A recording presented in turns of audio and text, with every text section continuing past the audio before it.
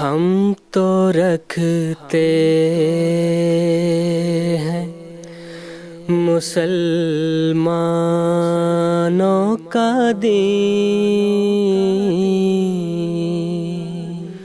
دل سے ہے خدا میں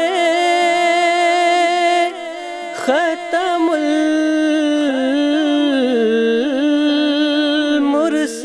المرسلین، دل سے ہے خدا میں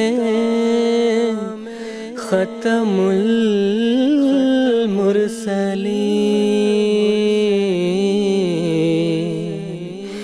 ختم المرسلین۔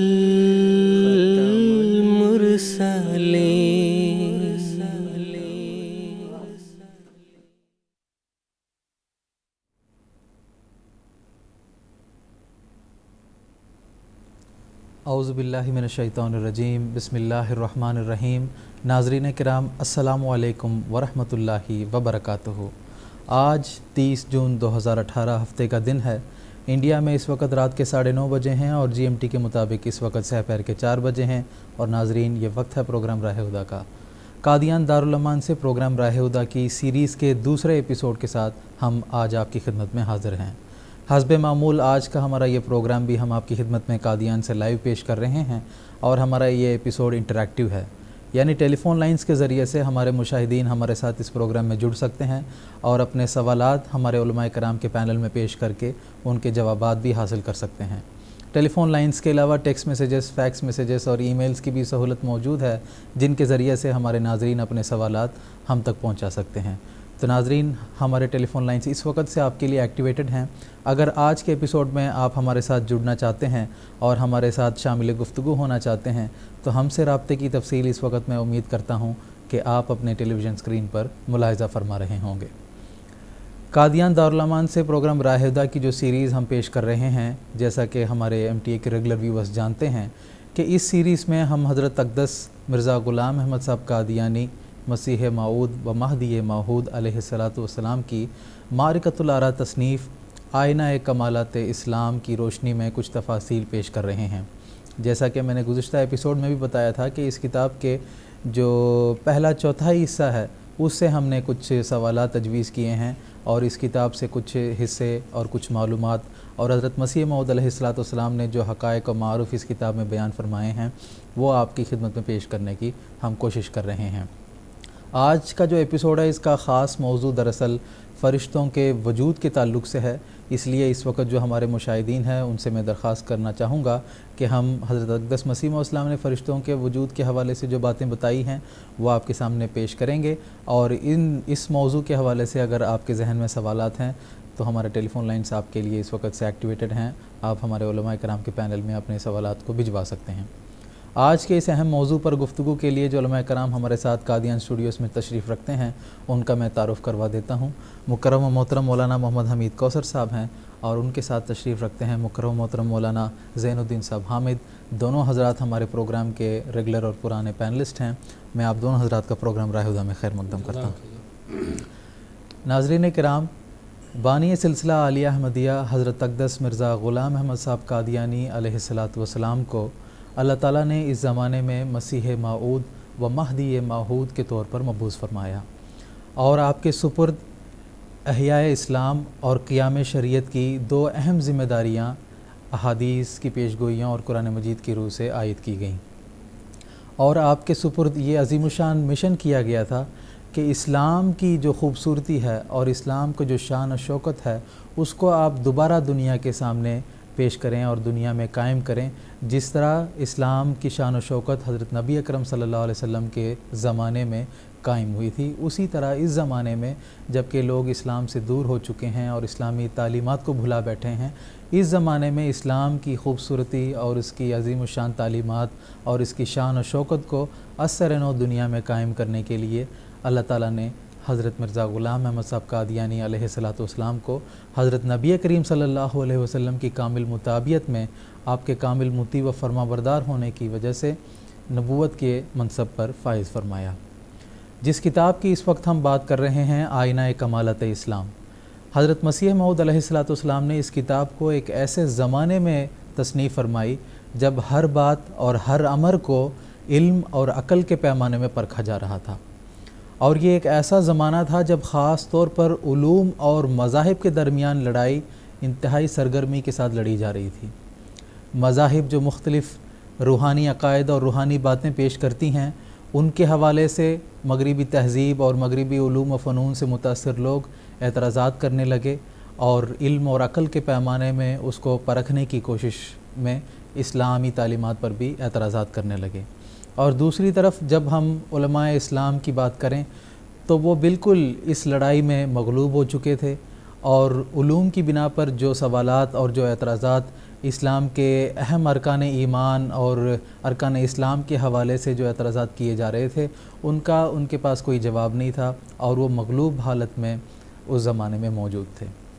ایسے وقت میں حضرت اقدس مسیح موعود علیہ الصلوۃ والسلام نے اسلام کی جو تعلیمات ہیں اور اسلام کے جو عقائد ہیں اور جن روحانی امور کا اسلام ذکر کرتا ہے، ان کی صداقت کو ثابت کرنے کے لیے کتاب آئینہ کمالات اسلام تصنیف فرمائی، اور آپ نے فرمایا کہ مسلمانوں کو اب ان باتوں سے، خاص طور پر جو سائنس اور علوم کی بنا پر اسلام پر اعتراضات کیے جا رہے ہیں، اس سے بے دل ہونے کی کوئی ضرورت نہیں ہے۔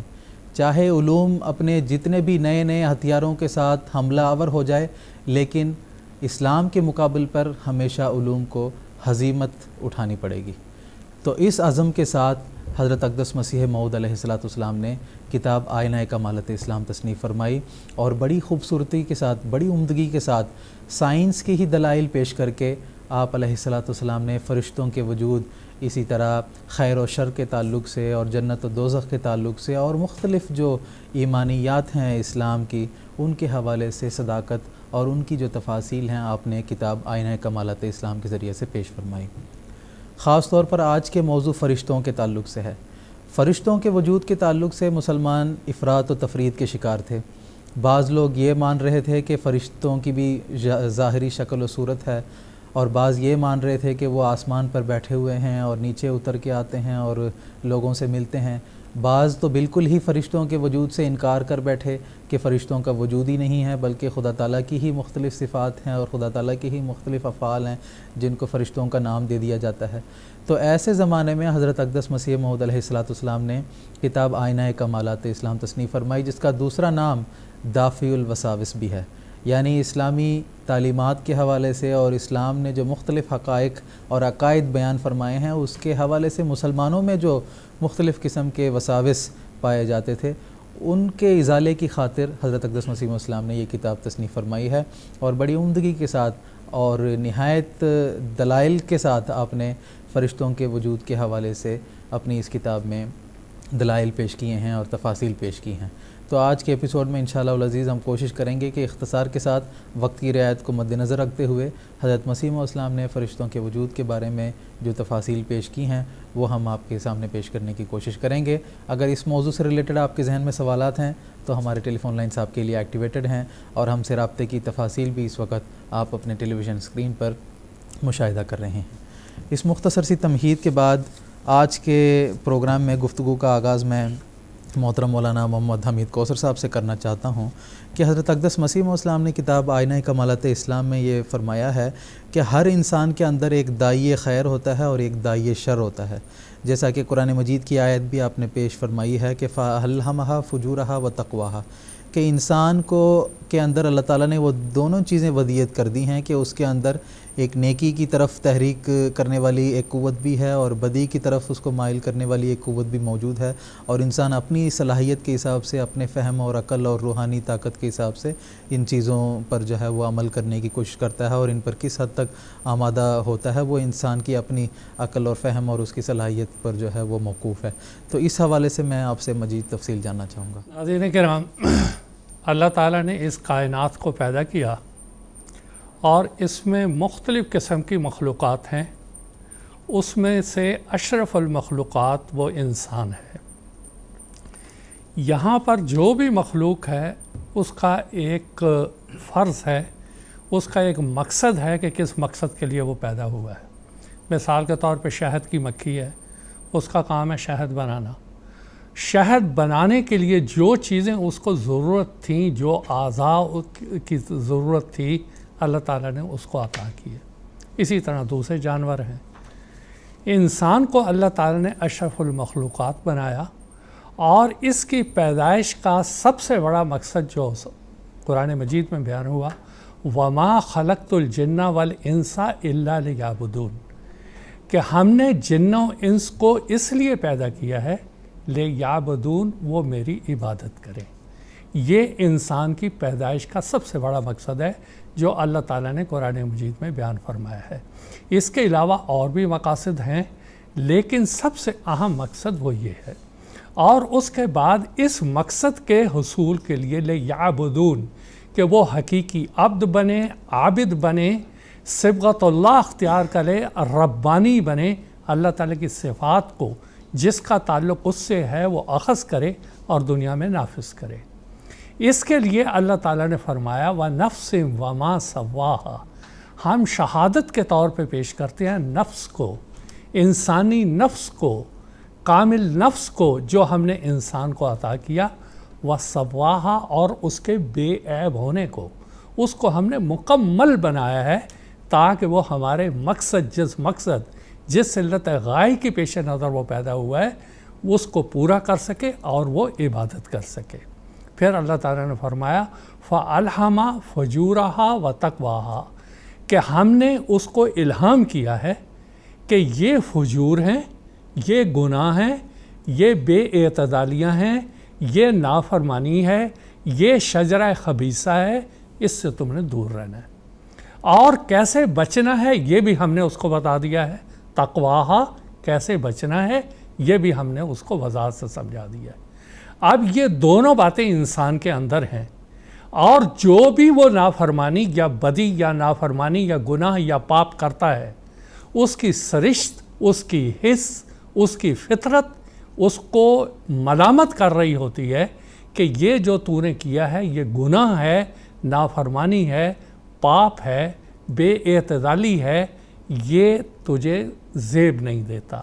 حضرت مسیح موعود علیہ السلام اس تعلق سے فرماتے ہیں، جس میں کافی وضاحت ہے، ہر ایک انسان کو ایک قسم کا خدا نے الہام عطا کر رکھا ہے جس کو نور قلب کہتے ہیں، اور وہ یہ کہ نیک اور بد کام میں فرق کر لینا۔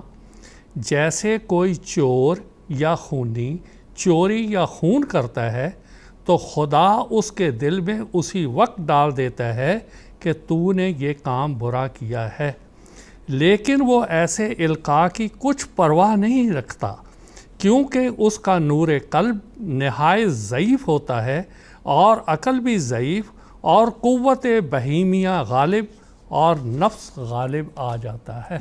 اللہ تعالیٰ بتا دیتا ہے اس کو کہ یہ تو نے غلط کیا ہے، مگر جب فطرت مسخ ہو گئی ہو، جب ادراک مسخ ہو گیا ہو، تو پھر وہ یہ آواز سننا نہیں چاہتا ہے، وہ یہ کہتا ہے جو میں کر رہا ہوں وہ ٹھیک کر رہا ہوں۔ اور اس زمانے میں بہت سے واقعات ہیں، ان سب کو چھوڑتے ہوئے جو بات اگلی میں کہنا چاہتا ہوں، حضرت مسلم موعود رضی اللہ تعالیٰ عنہ نے اس کی بہت ایک لطیف تفسیر فرمائی ہے، وَنَفْسٍ وَمَا سَوَّاهَا۔ حضور فرماتے ہیں کہ نفسم سے مراد نفس کامل ہے جو اللہ تعالیٰ ہر زمانے میں بھیجتا ہے، اور اس کو اللہ تعالیٰ بتاتا ہے اس زمانے کے فجور یہ ہیں اور تقوی یہ ہے، گناہ یہ ہیں، بے اعتدالیاں یہ ہیں، پاپ یہ ہیں، نافرمانیاں یہ ہیں، اور ان سے بچنے کی طریق یہ ہے۔ اس وقت جس کتاب پر ہم جس کی روشنی میں یہ مجلس مذاکرہ کر رہے ہیں، اس کا نام ہے آئینہ کمالات اسلام، کہ اسلام کے کمالات کا ایک شیشہ ہے، ایک تصویر ہے جو مسیح عیسیٰ نے اس میں دکھائی ہے، اور دافع الوساوس اس کا نام ہے۔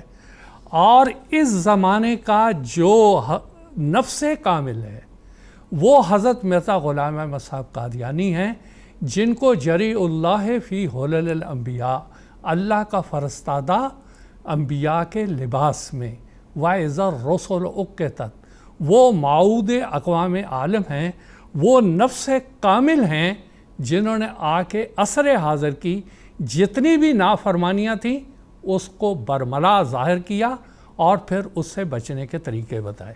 حضرت مسیح السلام کی یہ کتاب دافع الوساوس، شبہات جتنے ہیں اللہ تعالیٰ کے متعلق، فرشتوں کے متعلق، کتابوں کے تعلق سے، عالم آخرت کے تعلق سے، یہ اس زمانے کی بے اعتدالیاں تھیں، یہ اس زمانے کی نافرمانیاں تھیں جو نفس کامل و نفسن سے حضور بھی مراد لے رہے ہیں کہ اللہ ایک نفس کامل کو بھیجتا ہے جو وضاحت کے ساتھ بتاتا ہے کہ یہ گناہ ہیں، یہ نافرمانیاں ہیں، یہ وہ شجرہ خبیثہ ہے جس سے دور رہنے کی اللہ تعالیٰ نے تلقین کی تھی، وہ وضاحت کے ساتھ بتاتا ہے۔ حضرت مسیح موعود علیہ السلام نے اپنی کتاب آئینہ کمالات اسلام میں وہ سارے اوہام، وہ سارے شبہات، وہ سارے وساوس جو موجودہ زمانے میں اللہ تعالیٰ کی وجہ سے اللہ تعالیٰ سے انسان کو دور کر رہے تھے، اس کو دہریہ بنا رہے تھے، اس کو کچھ کا کچھ بناتے چلے جا رہے تھے،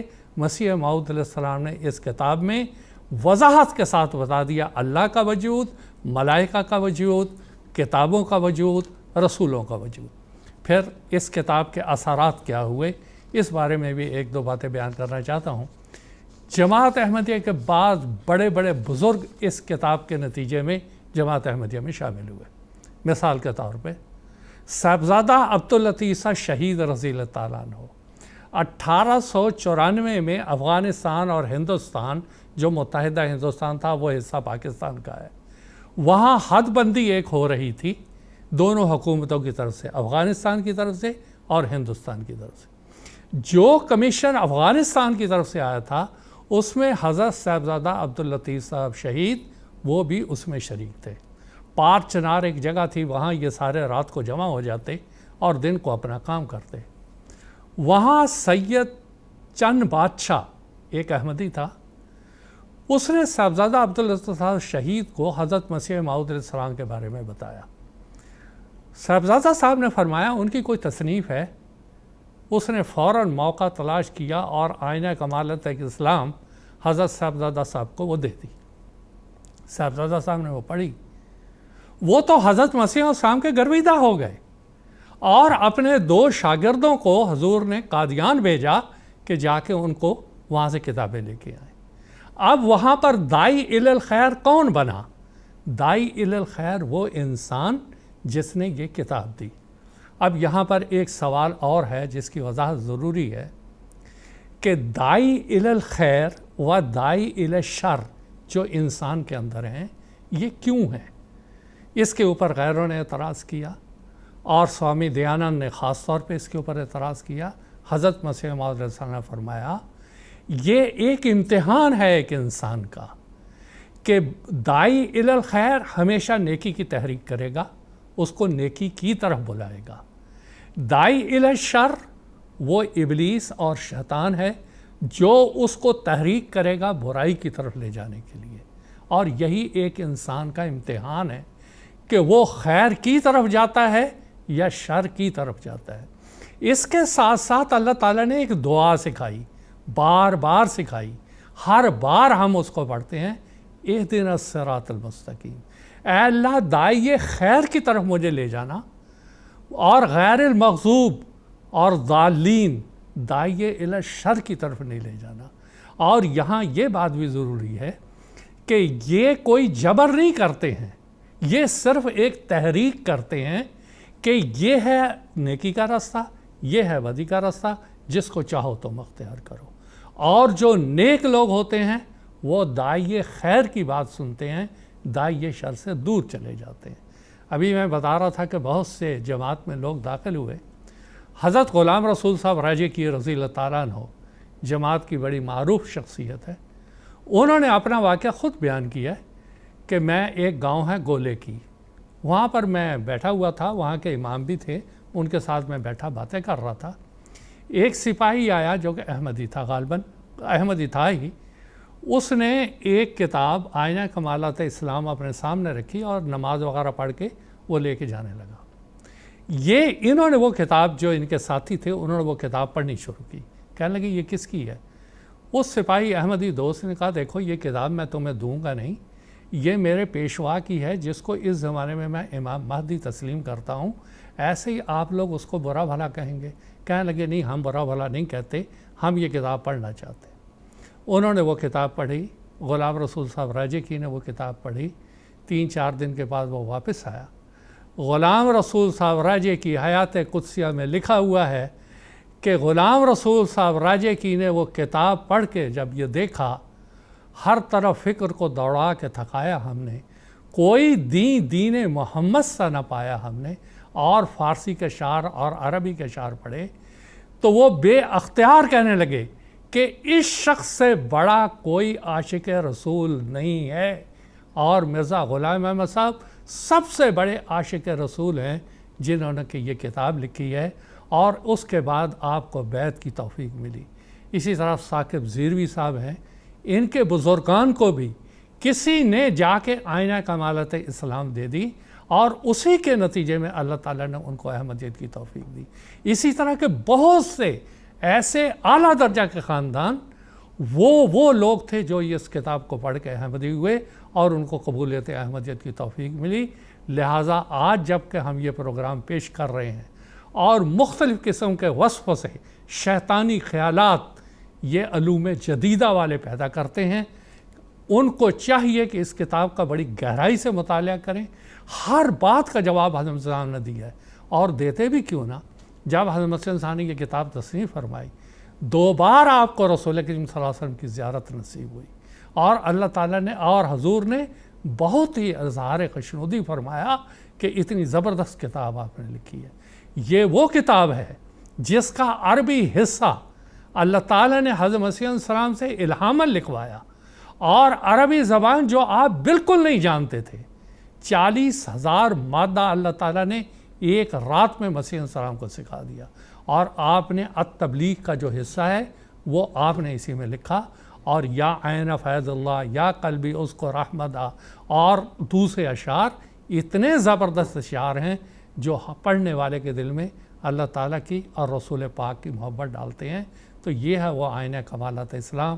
آج بھی داعی شر موجود ہیں، داعی خیر موجود ہیں، ہمیں داعی خیر کی آواز سننا ہے، اسی میں ہماری فلاح و بہبود ہے۔ جی، جزاکم اللہ تعالیٰ۔ ناظرین کو میں یہ بھی بتانا چاہوں گا کہ کتاب آئینہ کمالات اسلام ہماری جو ویب سائٹ ہے alislam.org اس پر موجود ہے، اور جو حضرت مسیح موعود اسلام کی تصنیفات ہیں جن کا مجموعہ روحانی خزائن کے نام سے اس ویب سائٹ میں موجود ہے، اس کی 5ویں جلد میں کتاب آئینہ کمالات اسلام موجود ہے۔ جو خواہش مند احباب ہیں وہ اس کتاب کو ڈاؤن لوڈ کر کے انٹرنیٹ سے بھی پڑھ سکتے ہیں اور اس سے استفادہ کر سکیں گے۔ کچھ ٹیلی فون کالرز کی طرف ابھی ہم جاتے ہیں اور ان کے سوالات سنتے ہیں، اور کوشش کریں گے کہ وقت کی رعایت کو مد نظر رکھتے ہوئے ہم ہمارے جو مشاہدین ہیں ان کے ٹیلی فون کالز بھی اٹینڈ کریں اور ان کو جوابات بھی ہمارے اس پروگرام کے ذریعے سے پیش کریں۔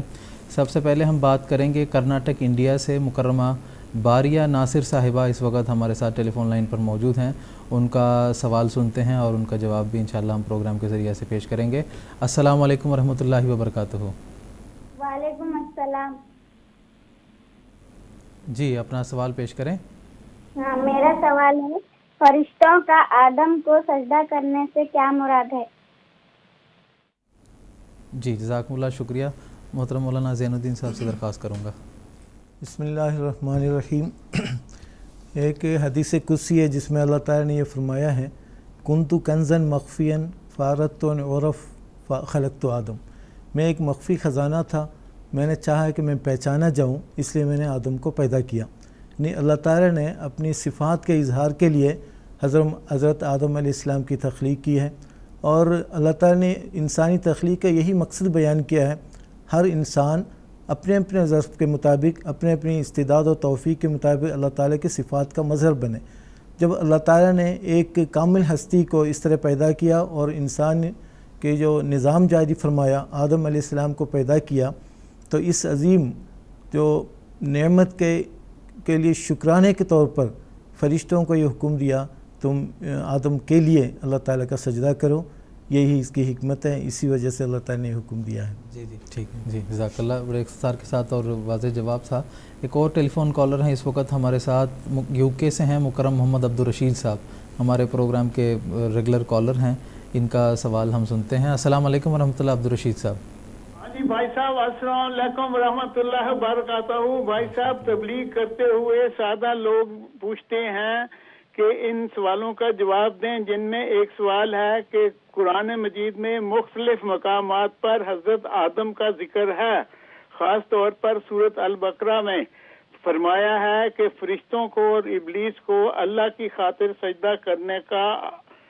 سجدہ آدم کو کرنے کے لیے کہا گیا تھا، جبکہ ابلیس شیطان تھا تو پھر وہ آسمان پر کیا کر رہا تھا؟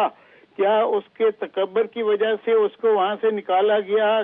کیا یہ سادہ لوگوں کو سمجھانے کے لیے اس فعل کے لیے یہ بات لکھی گئی ہے؟ برائے کرم وضاحت فرما دیں تاکہ تبلیغ کے لیے مؤثر ہو۔ جزاکم اللہ حسن جزا۔ شکریہ۔ مولانا محمد حمید کوثر صاحب سے درخواست کروں گا۔ بات یہ ہے کہ آدم کو سجدہ کرنا، فسجدوا، انہوں نے سجدہ کیا۔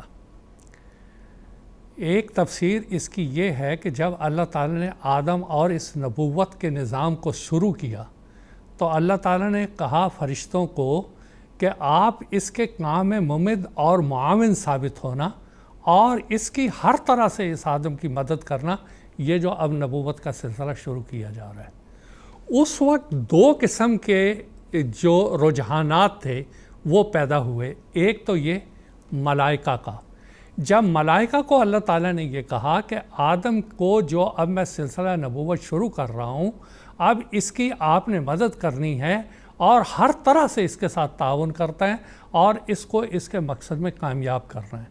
فسجدوا، تو انہوں نے اطاعت اور فرما برداری کی۔ اور ایک دوسری طاقت تھی، اس نے یہ کہا کہ ابا واستکبرا، کہ اس نے انکار کیا اور تکبر اختیار کیا۔ اب تکبر اختیار کرنے والا وہ ابلیس کہلایا۔ ابا کے معنی ہی ابلیس، اور دوسرا نام ہے شیطان، شیطانہ کہتے ہیں اب آدھا۔ ہر وہ تحریک جو ایک انسان کو اللہ سے دور کرتی ہے وہ شیطان کہلاتا ہے۔ آج بھی جب کوئی نبی آتا ہے، اب سیدنا محمد صلی اللہ علیہ وسلم دنیا میں تشریف لائے تو ماننے والے جو آپ کے مخاطب تھے وہ دو حصوں میں بٹے۔ ایک حضرت ابو بکر رضی اللہ تعالیٰ عنہ، حضرت علی رضی اللہ تعالیٰ عنہ، اور بعد میں دوسرے صحابہ، جو کہ صحابہ جو فرشتہ صفت لوگ تھے، انہوں نے رسول کریم صلی اللہ علیہ وسلم کی پوری طرح سے اطاعت کی۔ لیکن ایک دوسرا گروہ تھا جس نے ابا واستکبرا، جو ابلیس کے طریقے پہ چلے، جو ابلیس کی نمائندگی کر رہے تھے، اس کے متبعین بنے اور انہوں نے انکار کر دیا اور انہوں نے کہا ہم نہیں قبول کریں گے۔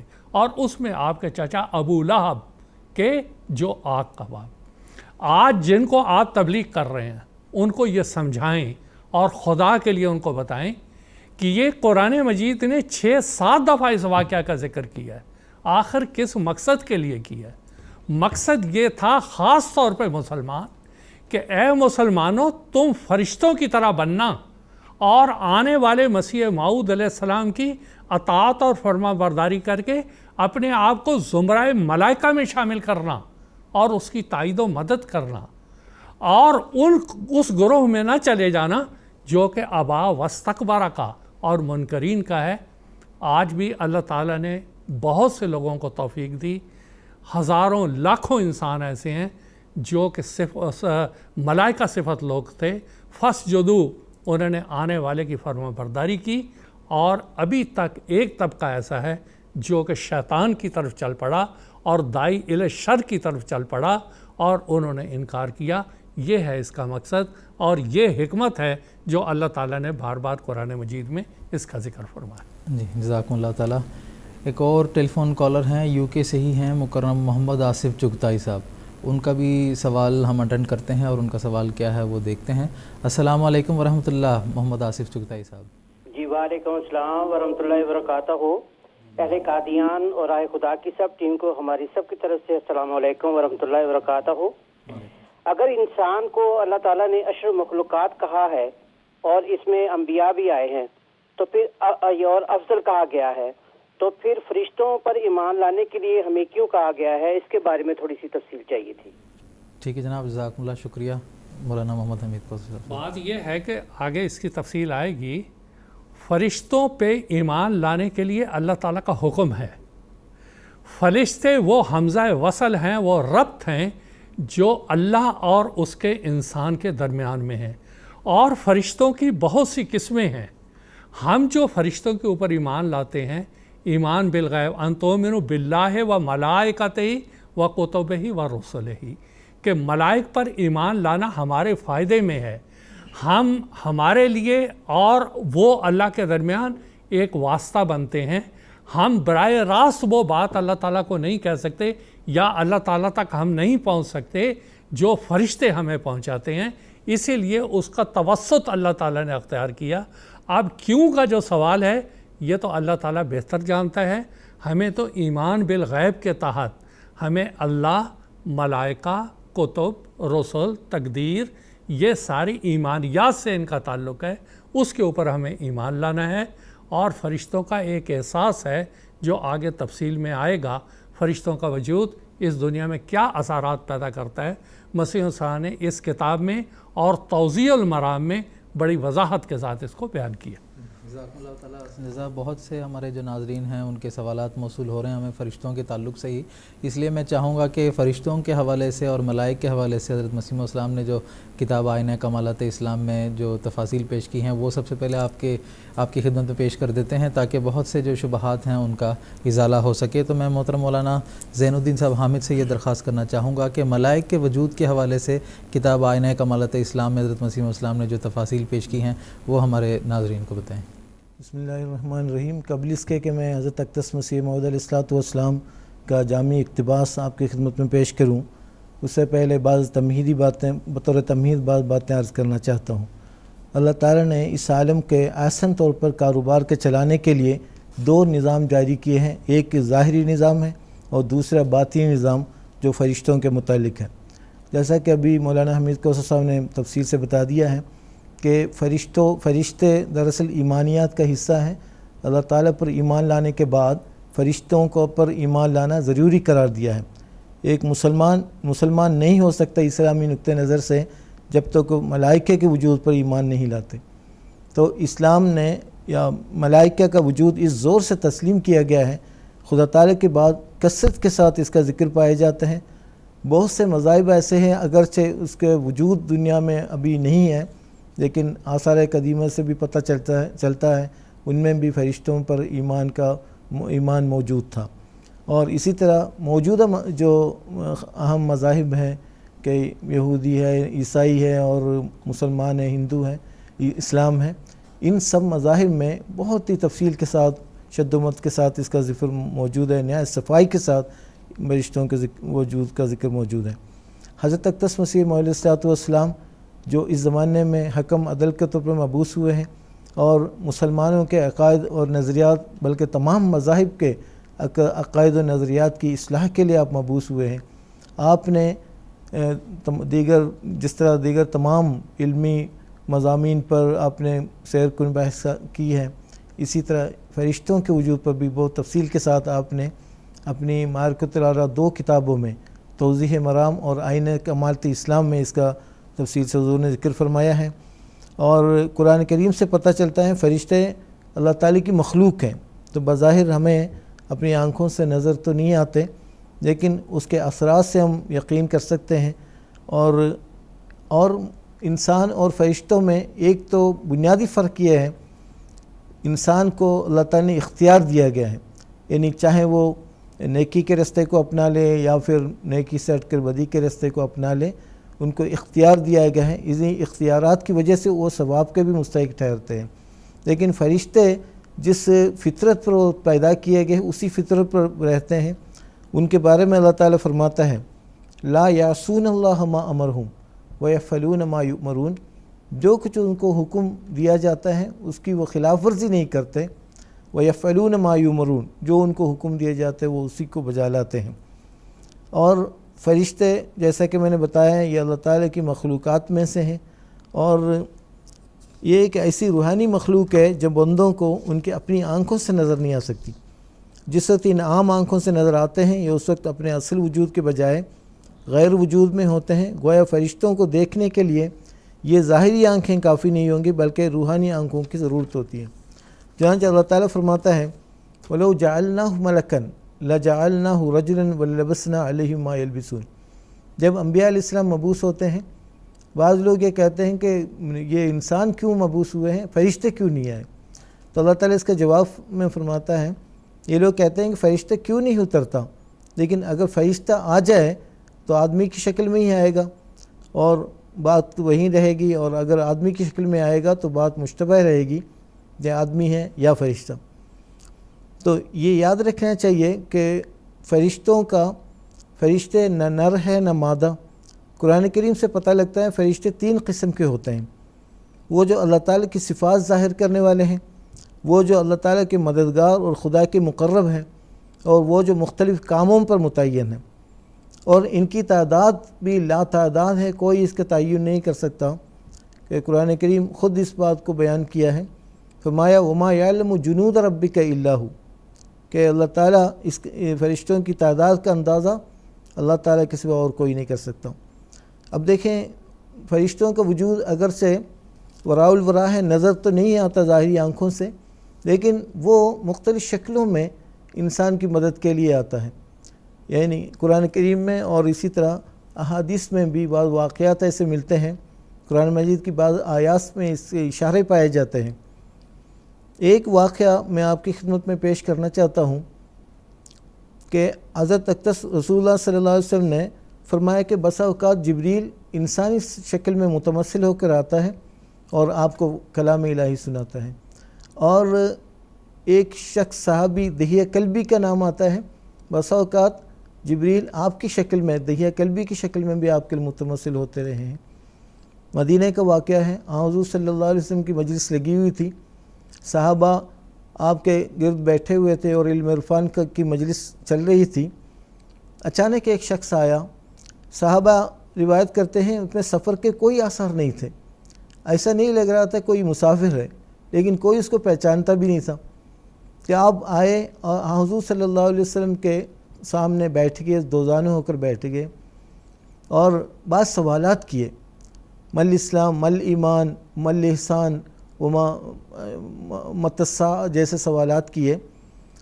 حضور اس کے جوابات ارشاد فرماتے رہے اور ہر بار یہ فرمایا صدقتا صدقتا، آپ نے بالکل صحیح جواب فرمایا، بالکل صحیح جواب فرمایا۔ جب یہ مجلس ختم ہوئی، سوال و جواب کے سلسلہ ختم ہوا اور وہ شخص اٹھ کر باہر چلے گئے، حضور نے پوچھا صحابہ سے کہ پتہ ہے یہ کون تھا؟ صحابہ نے حسب معمول یہ جواب دیا، اللہ و رسولہ اعلم، اللہ بہتر جانتا ہے، یہ رسول بہتر جانتے ہیں۔ حضور نے فرمایا وذاک جبریل اتاکم لیعلمکم دینکم، وہ جبریل تھے جو تمہیں دین سکھانے کے لیے آئے ہوئے تھے۔ بعض صحابہ جلدی جلدی باہر چلے گئے دیکھنے کے لیے، وہ جبریل کو دیکھنے کے، لیکن کچھ بھی نہیں تھا۔ تو اس واقعے سے پتہ چلتا ہے کہ جبریل علیہ السلام جو وحی لے کر آنے والے فرشتوں میں سے ہیں، تو آپ اپنے تاثیرات کے ذریعے سے اور مختلف طریقے سے انسان کی مدد کرتے ہیں، اور انبیاء علیہ السلام کے ساتھ اللہ تعالیٰ کا رابطہ پیدا فرماتا ہے، تو آپ انسانی شکل میں متاثر ہو کر آ جاتے ہیں۔ اس قسم کی بعض مثالیں مل جاتی ہیں، اور خاص طور پر ملائکہ کے کاموں میں سے اہم ترین کام کہ اللہ تعالیٰ وحی بندوں تک پہنچانا ہے، کیونکہ انسان اللہ تعالیٰ کے ساتھ ہم کلام ہوتا ہے، اور 2-3 طریقے سے، ما کان لبشر ان یکلمہ اللہ الا وحیا او من وراء حجاب او یرسل رسولہ فیوحی الیہ ما یشاء، یعنی کسی بشر کے لیے ممکن نہیں کہ اللہ تعالیٰ کے ساتھ ہم کلام ہو۔ 3 صورتیں بتائی گئی ہیں، یا وحی کے ذریعے، یا وراء حجاب پردے کے پیچھے سے، یعنی خواب و کشوف کے ذریعے، او یرسل رسولا فیوحی الیہ ما یشاء، یا فرشتوں کے ذریعے جو اللہ تعالیٰ بھجواتا ہے اور اللہ تعالیٰ فرشتوں کے ذریعے کلام کرتا ہے۔ تو قرآن کریم میں اس تعلق میں فرمایا اللہ یستفی من الملائکۃ رسلا ومن الناس، اللہ تعالیٰ ملائکہ میں سے بھی اور انسانوں میں سے بھی رسول مبعوث فرماتا ہے، یعنی فرشتے آتے ہیں اور جو منتخب افراد ہوتے ہیں انسانوں میں سے ان کو کلام پہنچا دیتا ہے۔ تو اسی طرح یہ کام یہ بھی بتایا گیا ہے یتوفاکم ملک الموت الذی وکل بکم، کہ تمہاری روح موت کا فرشتہ قبض کرتا ہے جس کے سپر تمہاری روح قبض کرنے کا کام کیا گیا ہے۔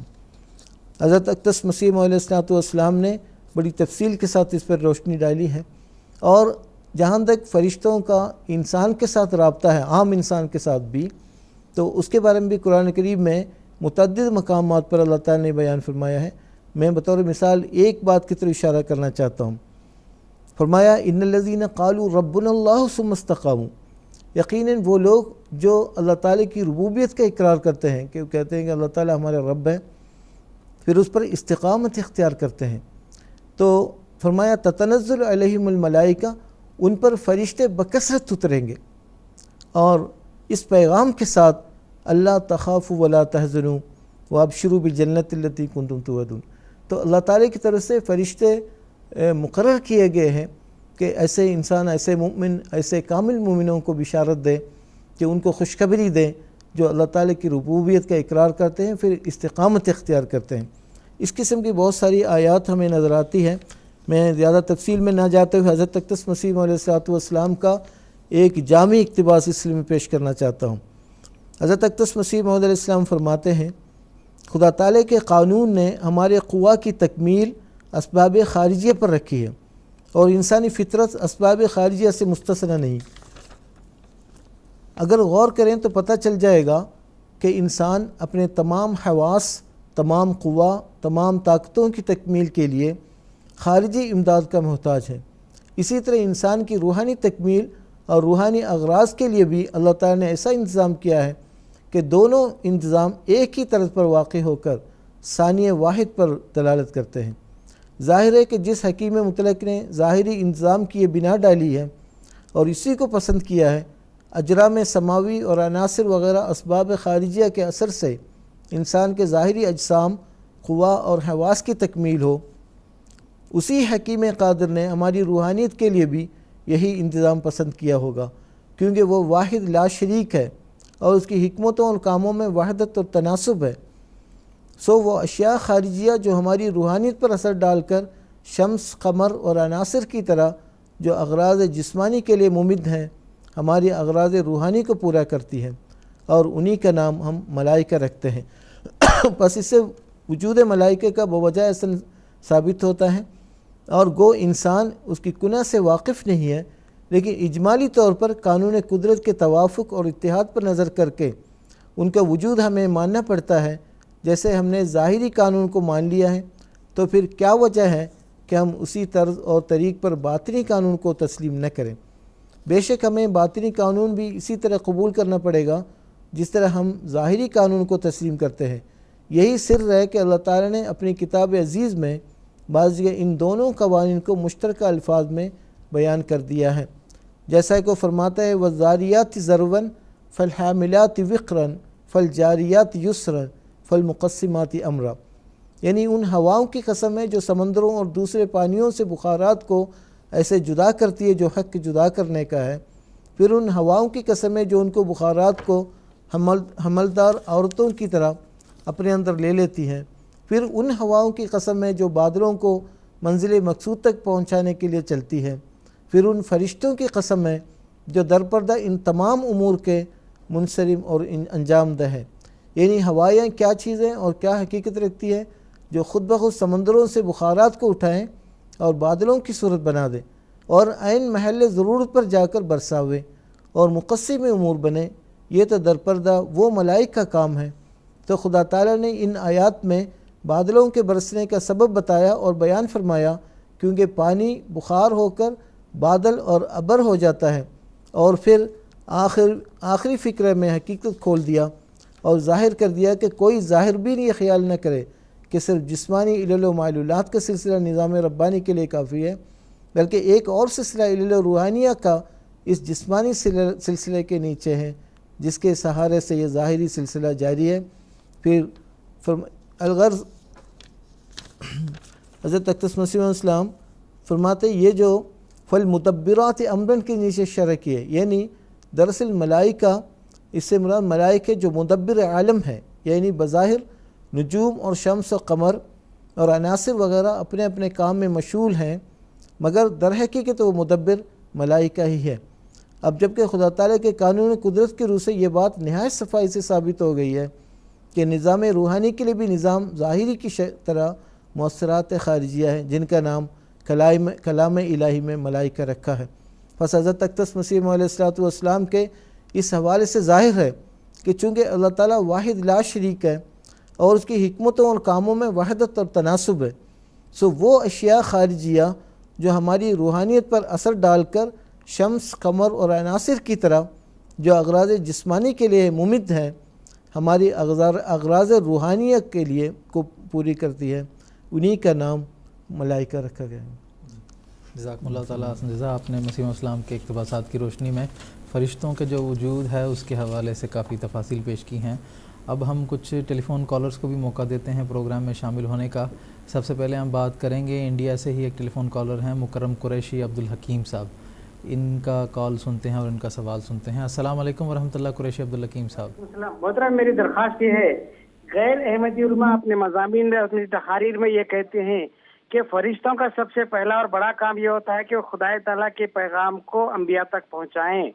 اب جب کہ قرآن مجید کی جو اسلامی شریعت ہے وہ مکمل ہو چکی ہے تو پھر فرشتوں کے نزول کی کیا ضرورت ہے؟ ایک بات۔ میری دوسری درخواست یہ ہے، حضرت مسیح علیہ السلام اپنی مستند تحریر کشتی نوح میں فرماتے ہیں کہ حضرت عیسیٰ علیہ السلام پر جو فرشتہ نازل ہوتا تھا وہ کبوتر کی شکل میں تھا۔ اس سے حضور علیہ السلام کا کیا مقصد ہے؟ ایک، اس کے علاوہ چونکہ اللہ تعالیٰ نے حضرت بانی جماعت احمدیہ کو جری اللہ فی اولل الانبیاء بنایا ہے، تو کیا آپ پر جو وحی اور الہام کی بارش ہوتی تھی کیا وہ حضرت جبرائیل علیہ السلام کے ذریعے بھی ہوئی ہے؟ میری یہ درخواست ہے۔ ٹھیک ہے جناب، جزاکم اللہ۔ آپ نے 3 مختلف سوالات کیے ہیں تو میں محترم مولانا محمد حمید کوثر صاحب سے درخواست کروں گا۔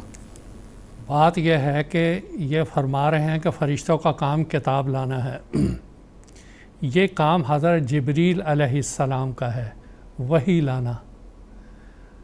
تتنزل علیہم الملائکہ، کہ فرشتے اللہ کے نیک بندوں پر اترتے رہیں گے۔ صرف یہ کہنا کہ ایک کتاب قرآن مجید لانا نہیں، بلکہ ہمیشہ یہ سلسلہ جاری رہے گا۔ لیلۃ القدر کے تعلق سے آتا ہے کہ اس میں اللہ تعالیٰ کے فرشتے بکثرت نازل ہوتے ہیں۔ اب غیر احمدی پتہ نہیں کون سے غیر احمدی کہتے ہیں، ورنہ قرآن مجید میں تو بار بار لکھا ہوا ہے کہ اللہ تعالیٰ کے فرشتے آخری رات کے حصے میں زمین پر اترتے ہیں اور وہ دیکھتے ہیں کہ کیا کر رہے ہیں میرے بندے، حل یستغفرون، کیا وہ استغفار کر رہے ہیں، تسبیح و تحمید کر رہے ہیں۔ اللہ تعالیٰ کو جا کے یہ باتیں بتاتے ہیں۔ واضح حدیثیں ہیں، یہ حدیث قدسی ہے، یہ ساری حدیث۔ پھر ان کا یہ سوال غیر احمدیوں کا کہ اب فرشتے نہیں اترتے، بڑی عجیب سی بات ہے یہ۔ ایک تو بات یہ، دوسری بات انہوں نے یہ کہا کہ حضرت عیسیٰ علیہ السلام جو وہ فرشتہ تھا وہ کبوتر کی شکل پہ آتا تھا، ایسا انجیل میں ہی لکھا ہوا ہے، حضرت مسیح موعود علیہ السلام نے اس کو بیان کیا ہے۔ لیکن اس کی تعویل یہ ہے کہ عام طور پہ پرانے زمانے میں کبوتر پیغام رسانی کا ایک کام کیا کرتا تھا۔ اس کے اندر ایک اشارہ یہ ہے کہ جو پیغام حضرت عیسیٰ علیہ السلام کی طرف اللہ تعالیٰ کی طرف سے آتا تھا وہ ایک ذریعے سے آتا تھا۔ اب اس کو آپ کبوتر کہہ لیں، کیا کہہ لیں، لیکن یہ جو عیسائی ہیں انہوں نے ظاہری شکل میں ہی کبوتر کو لے لیا ہوا ہے، تو یہ ان سے تعلق رکھتا ہے، ورنہ اس میں صرف اشارہ یہ تھا کہ پیغام رسانی جو ہے وہ اللہ تعالیٰ اس طرح عیسیٰ علیہ السلام سے کرتا تھا۔ تیسرا سوال کیا تھا ان کا؟ تھا کہ مسیح السلام جیسے کہ جری اللہ فی اولل الانبیاء ہیں، تو آپ کے اوپر اللہ تعالیٰ کو جو وحی ہے وہ کیا جبرائیل علیہ السلام لے کے آتے تھے؟ حضرت جو بھی اللہ تعالیٰ کا پیغام کسی بھی نبی پہ آتا ہے وہ جبرائیل علیہ السلام کے ہی ذریعہ آتا ہے، اور حضرت مسیح موعود علیہ السلام کی حیات مبارکہ میں بہت سے ایسے واقعات ملتے ہیں جس میں فرشتے آپ نے دیکھے۔ مثال کے طور پہ آپ فرماتے ہیں ایک دفعہ میں نے کشف میں دیکھا ایک فرشتہ ہے اور وہ چبوترے پہ بیٹھا ہوا ہے، اس کے ہاتھ میں ایک نان ہے، وہ یہ کہتا ہے یہ تیرے اور تیرے ساتھ کے درویشوں کے لیے۔ اسی طرح ابھی میں نے بتایا کہ حضرت مسیح السلام کو ایک رات میں اللہ تعالیٰ نے 40,000 عربی مادہ سکھایا، وہ بھی یہ آتا ہے اس میں۔ پھر مسجد مبارک میں حضور نے فرمایا کہ وہ فلاں جو ایک مینارہ گنبد چھوٹا سا ہے اس کے پیچھے فرشتہ ہے۔ تو فرشتے تو ہر طرح کے ہیں اور وہ حضرت مسیح السلام کی زندگی میں آتے رہے، کچھ کا حضور نے ذکر فرمایا، کچھ کا ذکر نہیں فرمایا، لیکن جو وحی پہنچانے کا اللہ اور اس کے رسول کے درمیان یا نیک بندوں کے درمیان جو وحی پہنچانے کا طریقہ ہے وہ فرشتوں کے ذریعے آتا ہے، اور ان کے سردار ہیں حضرت جبریل علیہ السلام، جو اللہ تعالیٰ ان کو پیغام دیتا ہے وہ انہی کا ایک پورا نظام ہے، وہ کوئی ایک انسان نہیں ہے، پورا ایک نظام ہے جن کے ذریعے سے وہ آگے جہاں وہ پیغام پہنچنا ہوتا ہے وہاں وہ پہنچا دیا جاتا ہے۔ جزاکم اللہ تعالیٰ جزا۔ بنگلہ دیش سے ایک اور ٹیلی فون کالر اس وقت ہمارے ساتھ جڑے ہوئے ہیں، مکرم عارف الزمان صاحب، ان کا بھی سوال سنتے ہیں۔ السلام علیکم ورحمۃ اللہ، عارف الزمان صاحب۔ السلام علیکم ورحمۃ اللہ وبرکاتہ۔ وعلیکم السلام۔ وعلیکم السلام۔ میرا سوال ہے مسیح محمد السلام کی کتاب کشتی نوح سے۔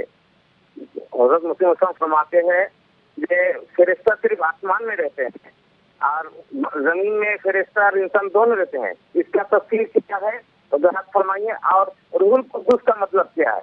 یہ میرا چھوٹا سا سوال۔ کس کا مطلب ہم واضح طور پر سن نہیں سکے، کس کا مطلب؟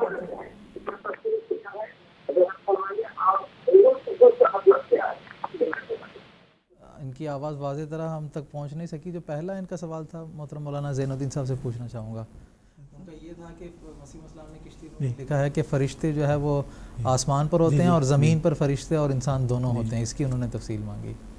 یہ حضرت اقدس مسیح علیہ السلام نے کشتی نوح میں نہیں بلکہ بعض اور کتابوں میں بھی اس کے بارے میں بیان کیا ہے، اور ایک واضح حدیث حضرت عائشہ رضی اللہ تعالی عنہ سے مروی ہے، یہ فرمایا قال رسول اللہ صلی اللہ علیہ وسلم ما فی السماء موضوع قدم الا علیہ ملک ساجد او قائم وذلک قول الملائکہ وما منا الا له مقام معلوم۔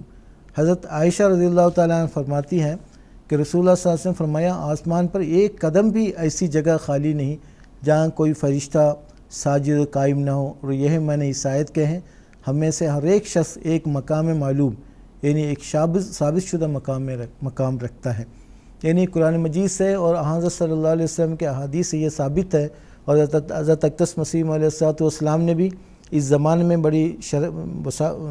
بڑی تفصیل کے ساتھ اس بات کو سمجھایا ہے کہ فرشتے آسمان پر ان کے ایک خاص مقام اور مقر ہوتا ہے اور وہاں سے وہ الگ نہیں جاتے۔ لیکن جبریل علیہ السلام کے نزول اور صعود کا مطلب ہرگز یہ نہیں کہ ظاہری طور پر نزول اور صعود ہے، اور نزلہ کا معنی ہرگز یہ نہیں جس کی آمد کو غیر معمولی اہمیت دینا ہو اس کے لیے نزول کا لفظ استعمال کیا جاتا ہے، جیسے حضرت اقدس رسول اللہ صلی اللہ علیہ وسلم کے بارے میں آیا ہے لقد انزلنا الیکم رسولا ذکرا رسولا، کہ ہم نے رسول تمہیں ایک ایسا رسول نازل کیا ہے جو مجسم ذکر ہے۔ تو نزول کا مطلب یہ ہے، جو جبریل علیہ السلام کے نزول سے مقصد ہرگز یہ نہیں، جبریل علیہ السلام خود اپنے مقر کو، اپنے مقررہ جگہ کو چھوڑ کر زمین پر نازل ہوتے ہیں، ہرگز یہ مطلب نہیں، بلکہ وہ اپنے تجلیات کا اور اپنے جو تاثیرات دنیا میں ڈالتا ہے، اور اسی طرح جس طرح سورج اپنے کرنیں ہر جگہ بکھیرتا ہے، اسی طرح حسب ضرورت اللہ تعالیٰ کے منشاء کے مطابق آپ اپنے تاثیر کو دنیا میں پھیلاتے ہیں۔ یہی دراصل نزول سے مراد یہی ہے۔ باقی اللہ تعالیٰ دوسرا سوال ان کا روح القدس کے تعلق سے تھا، لیکن عارف الزمان صاحب میں بتانا چاہوں گا کہ ہم نے اپنے گزشتہ ایپیسوڈ میں روح القدس کے تعلق سے تفصیلی گفتگو کی ہے، تو آپ ہمارا جو گزشتہ ایپیسوڈ ہے، پچھلا ایپیسوڈ وہ دیکھیں، یوٹیوب پر بھی جو ہے نا وہ اویلیبل ہے، تو آپ کو اپنے جو روح القدس کے تعلق سے جو آپ کا سوال تھا اس کا جو ہے آپ کو جواب مل جائے گا۔ اب ہم پروگرام کو آگے بڑھاتے ہیں، اور محترم مولانا محمد حمید کوثر صاحب سے میرا سوال ہے کہ جس طرح ابھی ہم نے تفصیل سنی ہے کہ اللہ تعالیٰ فرشتوں کا توسط اختیار کرتا ہے، کبھی وحی نازل کرنے کے لیے، کبھی انسان کے قبض روح کے لیے، اور اسی طرح قانون قدرت کے جو مختلف امور چلتے ہیں وہ بھی اللہ تعالیٰ جو ہے وہ فرشتوں کے ذریعے سے وہ کام لیتا ہے۔ تو خدا تعالیٰ کو فرشتوں سے کام لینے کی کیا حاجت ہے؟ یہ اکثر ذہنوں میں یہ سوال اٹھتا ہے، تو مسیح اسلام کے ارشادات کی روشنی میں آپ سے اس کا جواب جاننا چاہوں گا۔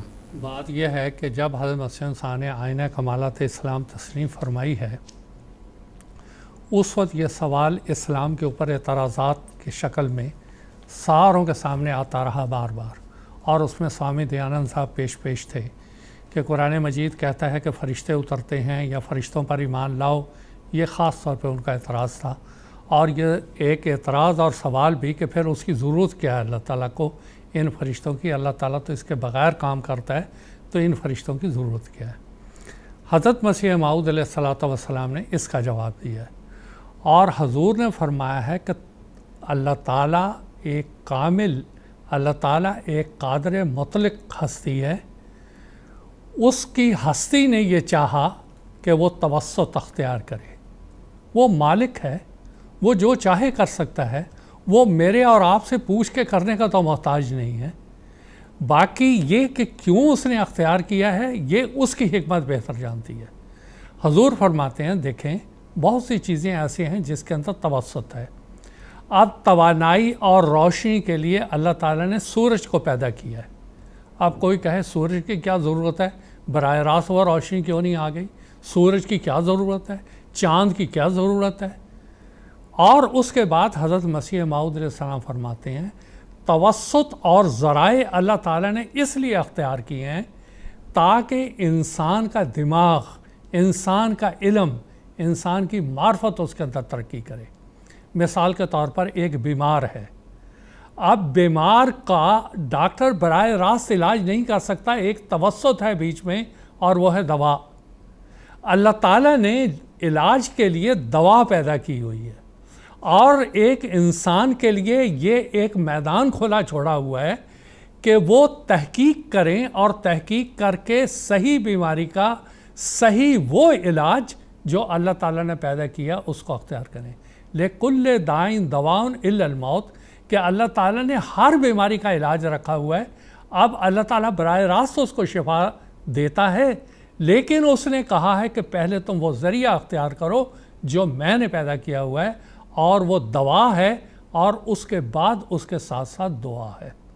اور حضرت مسیح موعود علیہ السلام فرماتے ہیں فرشتوں کا وجود بھی اسی طرح ہی ہے۔ اللہ تعالیٰ نے جو ان کو رکھا اور ان کو پیدا کیا، ان کے مختلف کام ہیں جو اللہ تعالیٰ ان کے ذریعہ سے ان کے سپرد کیا ہوا ہے۔ حضرت مسیح موعود علیہ السلام فرماتے ہیں اپنی ایک کتاب، یہی آئینہ کمالات اسلام میں، پس تمام ذرات اور سیارات وغیرہ در حقیقت ایک قسم کے فرشتے ہیں جو دن رات خدمت میں مشغول ہیں۔ کوئی انسان کے جسم کی خدمت میں مشغول ہے، کوئی روح کی خدمت میں۔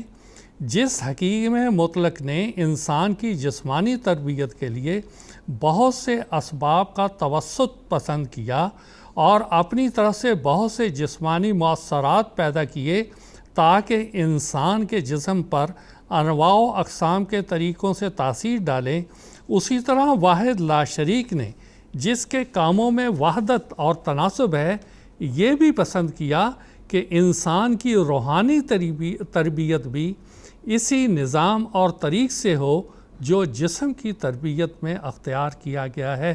وہ دونوں نظام ظاہری اور باطنی، روحانی اور جسمانی، اپنے تناسب اور یک رنگی کی وجہ سے سانع واحد مدبر بالارادہ پر دلالت کرتے ہیں۔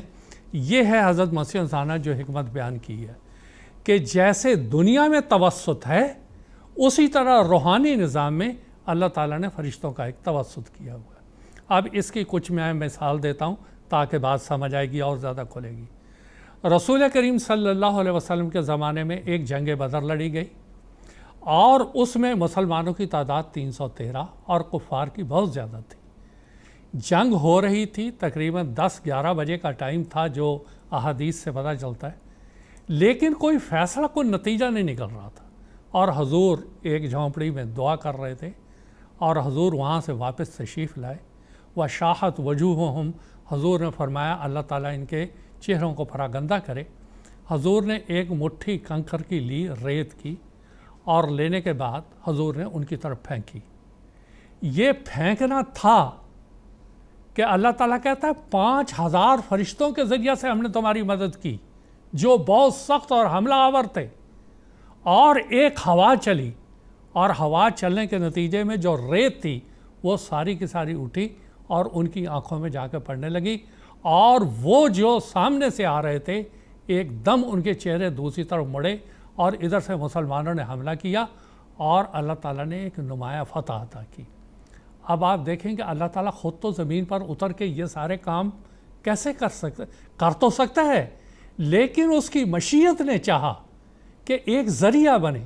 اللہ تعالیٰ نے ان فرشتوں کو جو ہواؤں کے اوپر تصرف رکھتے ہیں ان کو یہ حکم دیا کہ وَمَا رَمَيْتَ إِذْ رَمَيْتَ وَلَكِنَّ اللَّهَ رَمَى۔ جب حضرت محمد صلی اللہ علیہ وسلم کنکریاں پھینکیں آپ اسی وقت ہوائیں شروع کریں، اور اسی کے نتیجے میں اللہ تعالیٰ نے یہ فتح دی۔ اور بعض روایات میں ہے کہ بعض صحابہ نے ان فرشتوں کو دیکھا کہ یہ فرشتے ہیں جو یہاں پر اس وقت موجود ہیں۔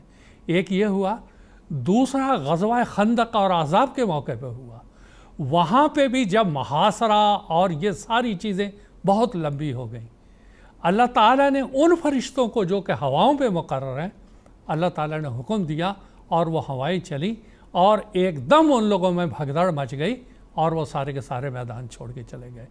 تو حضرت مسیح موعود علیہ السلام یہ فرما رہے ہیں کہ یہ مخالفین اسلام جو فرشتوں پر اعتراض کرتے ہیں، ان کو یہ علم ہونا چاہیے کہ یہ ہماری روحانی تربیت کے لیے ہے۔ جیسے جسمانی تربیت کے لیے اللہ تعالیٰ نے پورے ذرائع رکھے ہوئے ہیں، پانی تو وہ ہمیں بغیر بارش کے بھی دے سکتا تھا، پانی تو بغیر نیچے نکالے بھی دے سکتا تھا، لیکن اللہ تعالیٰ نے ایک ذریعہ رکھا ہوا ہے، سورج ہے، چاند ہے، دوسری چیزیں۔ اور حضرت مسیح صاحب فرماتے ہیں یہ ساری چیزیں اس وقت تک انسانی جسم پر اثر انداز نہیں ہو سکتی جب تک کہ اللہ تعالیٰ ان کے اندر اثر پیدا نہ کرے۔ اسی طرح فرشتے جو ہیں وہ اس وقت تک اللہ تعالیٰ کا جب تک حکم نہ ہو آگے وہ کوئی کام کرتے نہیں، وہ اتنا ہی کرتے ہیں جتنا اللہ تعالیٰ ان کو حکم دیتا ہے۔ تو یہ اعتراض کہ فرشتے موجود ہی نہیں، یہ بالکل ایک غلط بات ہے، اور دنیا کے اثرات بتا رہے ہیں کہ کیسے یہ فرشتے آتے ہیں۔ بعض ایسے فرشتے ہوتے ہیں جو کہ غلاظ قسم کے ہوتے ہیں۔ مثال کے طور پر حضرت مسیح السلام نے یہی کشتی نوح میں اس کا ذکر کیا ہے۔ حضور نے فرمایا کہ میں نے دیکھا کہ طاعون کے پودے بعض فرشتے لگا رہے ہیں جو سیاہ رنگ کے ہیں۔ اب یہ بھی فرشتے تھے، اللہ تعالیٰ نے ان کا ایک ذریعہ اختیار کیا۔ تو یہ روحانی نظام جو اللہ تعالیٰ چلاتا ہے وہ فرشتوں کے ذریعے چلاتا ہے، جیسے اس نے جسمانی نظام کے لیے ایک پورا نظام اور ذرائع قائم کیے ہیں، ویسا ہی روحانی نظام ہے۔ اس لیے جسمانی نظام سے ہم روحانی نظام کو سمجھ سکتے ہیں، اور دونوں کا منبع اللہ تعالیٰ کی ذات ہے، وہاں سے ہی یہ دونوں توانائیاں اور تمام اوامر اس دنیا کے اوپر نافذ ہوتے ہیں۔ جی جزاک اللہ تعالیٰ جزا۔ کچھ ٹیلی فون کالرز کو بھی موقع دیں گے۔ جرمنی سے مکرم ظہیر صاحب اس وقت ٹیلی فون لائن پر موجود ہیں، ان کا سوال سنتے ہیں۔ السلام علیکم ورحمۃ اللہ ظہیر صاحب۔ وعلیکم السلام ورحمۃ اللہ۔ میں ایکچولی میرا نام زہیب ارشد ہے اور میں جماعت جرمنی سے بات کر رہا ہوں۔ جی میرا سوال یہ ہے کہ حضور صلی اللہ علیہ وسلم نے آنے والے مسیح کو 4 دفعہ نبی اللہ فرمایا ہے، تو وہ مجھے حدیث چاہیے، کائنڈلی آپ وہ مجھے حوالہ بتا دیں، اور ساتھ اس کے نبی اور رسول میں کیا فرق ہے؟ جناب جزاکم اللہ، شکریہ۔ نبی اور رسول میں فرق کے تعلق سے ہم اپنے گزشتہ ایپیسوڈز میں کئی مرتبہ جو ہیں وہ اس حوالے سے تفاصیل بیان کر چکے ہیں، تاہم میں مولانا زین الدین صاحب سے درخواست کروں گا کہ اختصار کے ساتھ۔ نبی کا لفظی معنی ہے جو نبأ خبر کو کہتے ہیں، تو اللہ تعالیٰ کی طرف سے خبر پا کر لوگوں تک پہنچانے والا نبی کہلاتا ہے۔ رسول کا مطلب ہے کہ بھیجا گیا، یعنی اس پیغام کے ساتھ جو اللہ تعالیٰ نبی کو بھیجتا ہے دنیا کی اصلاح کے لیے، اس لیے وہ رسول بھی کہلاتا ہے۔ دراصل یہ اصطلاحیں ہیں، دونوں ایک نبی رسول بھی ہوتے ہیں، اور رسول بہرحال خبر لے کر آتے ہیں، اس لیے دونوں ہم معنی لفظ ہے، اور صرف ان کے منصب کے لحاظ سے الگ الگ لفظ استعمال کیا گیا ہے۔ جو حوالہ انہوں نے دریافت کیا ہے کہ 4 مرتبہ مسلم کی جو نبی اللہ کہا گیا ہے، صحیح مسلم کی حدیث ہے، اور صحیح مسلم جو کتاب الفتن ہے اس کے آخر میں یہ دیکھیں جو دجال کے تعلق سے ہے، لمبی طویل حدیث ہے۔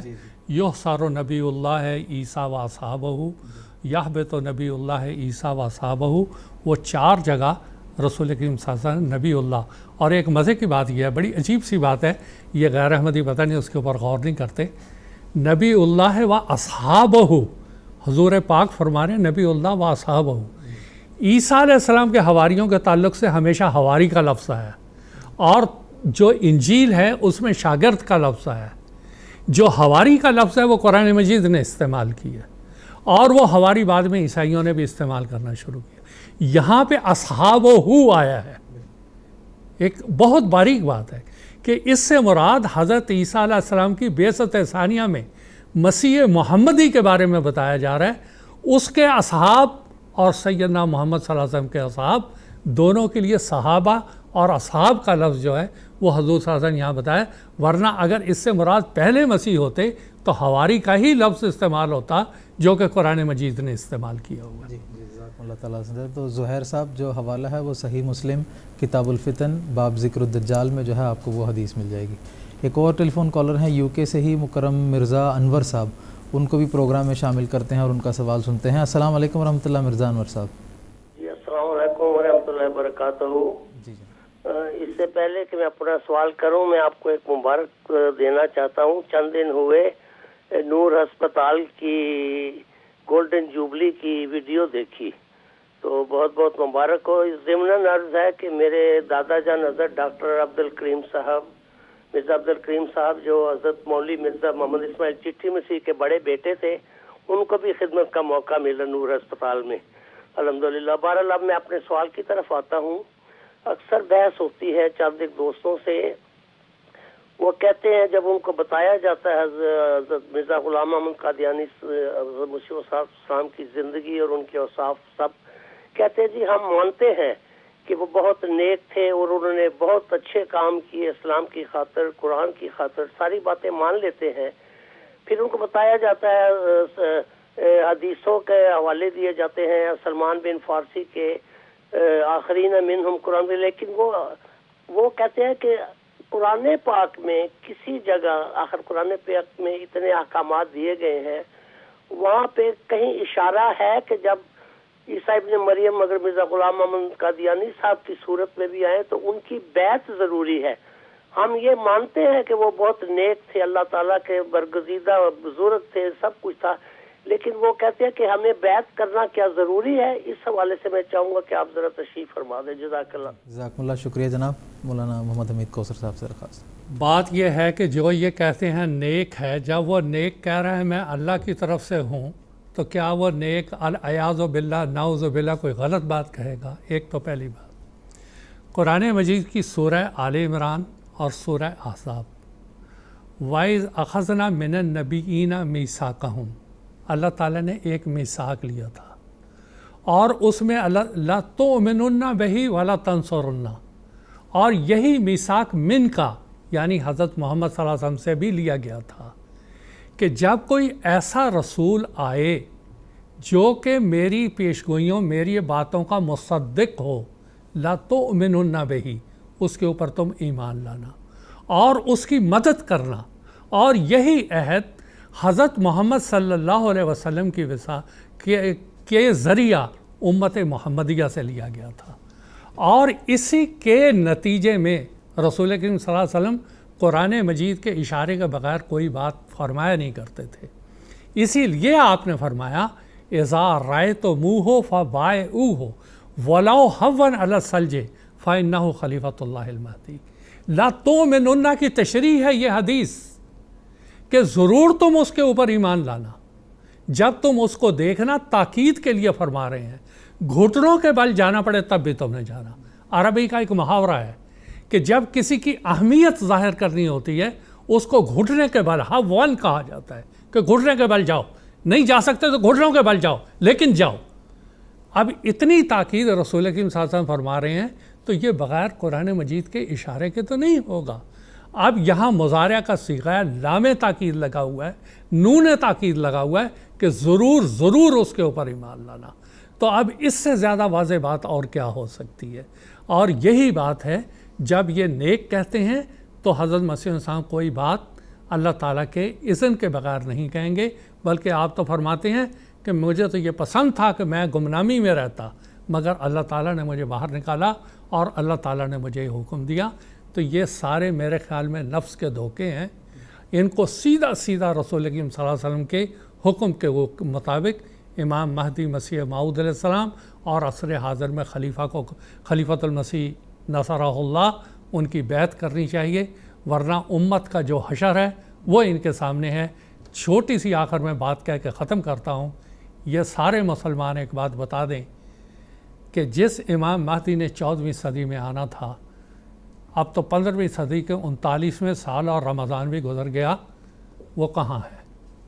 اگر حضرت مرزا غلام احمد صاحب قادیانی وہ مسیح موعود اور مہدی موعود نہیں ہیں جن کی سیدنا محمد صلی اللہ علیہ وسلم نے پیشگوئی کی تھی، تو وہ امام مہدی لے کے آؤ جس کی پیشگوئیاں ہیں، ورنہ اعتراف کرو العیاذ باللہ نعوذ باللہ کہ ساری پیشگوئیاں غلط نکلی۔ دو باتیں نہیں ہو سکیں گی، ایک بات صاف کرو کہ کہاں ہے وہ جس کو آنا تھا۔ جی جزاکم اللہ تعالیٰ جزا۔ اب ہم پروگرام کو آگے بڑھاتے ہیں اور محترم مولانا زین الدین صاحب حامد سے میرا یہ سوال ہے کہ جس طرح کہ حضور صلی اللہ علیہ وسلم کے حوالے سے ہم نے گزشتہ ایپیسوڈ میں بھی بات کی تھی کہ روح القدس کی تائید و نصرت جو ہے وہ آپ کے ساتھ ہوتی تھی، اور ابھی بھی ہم نے وحی کے تعلق سے بات کی ہے کہ جبرائیل علیہ السلام کے ذریعے سے اللہ تعالیٰ وحی نازل کرتا ہے۔ تو مسلمانوں میں بعض یہ غلط فہمیاں پائی جاتی ہیں کہ کچھ ایسا وقت آ جاتا تھا جب اسلم پر وحی نازل نہیں ہوتی تھی اور کچھ توقف ہو جاتا تھا، اور اس جو عرصے کے تعلق سے مختلف غلط فہمیاں پائی جاتی ہیں، تو اس کی میں صحیح تفصیل جو ہے میں آپ سے جاننا چاہوں گا۔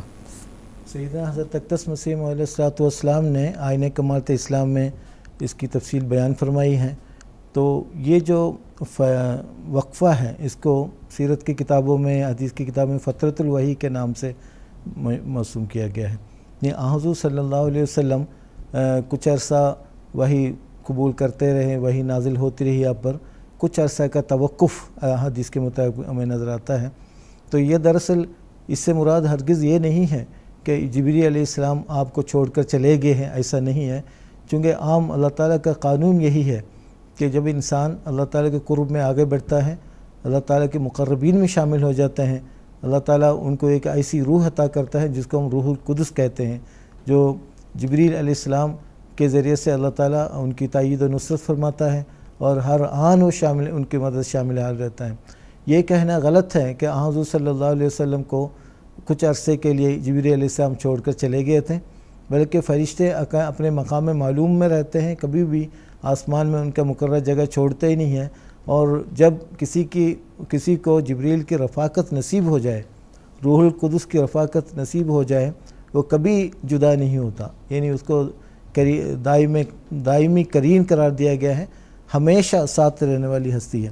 حضرت اقدس مسیح علیہ السلام فرماتے ہیں روح القدس کبھی انبیاء کو خالی چھوڑ کر آسمان پر چڑھ جاتا ہے، صرف ایک دھوکہ ہے کہ جو بوجہ غلط فہمی نزول اور صعود کے معنوں کے دلوں میں متمکن ہو گیا ہے۔